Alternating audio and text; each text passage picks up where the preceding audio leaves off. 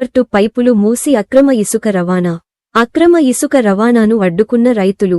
గన్నేరువరం మండలంలోని చొక్కారావు పల్లె బిక్క వాగు నుండి ఇల్లంతకుంట మండలంకు చెందిన ఇసుక అక్రమ వ్యాపారులు ఇసుకను అక్రమంగా తరలిస్తుంటే చొక్కారావు పల్లి గ్రామ రైతులు సర్పంచ్ అరుకాంతం గోపాల్ రెడ్డి ఆధ్వర్యంలో శనివారం అడ్డుకున్నారు.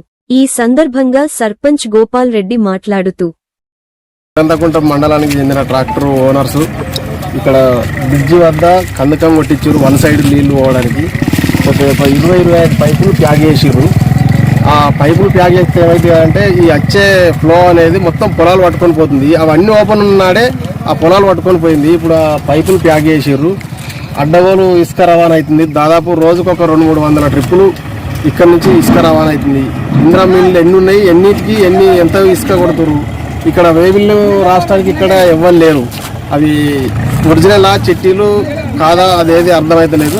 దాదాపుగా ఇది ఒక మాఫియా లెక్క నడిపిస్తున్నారు. ఇది చెప్తే వినట్లేదు.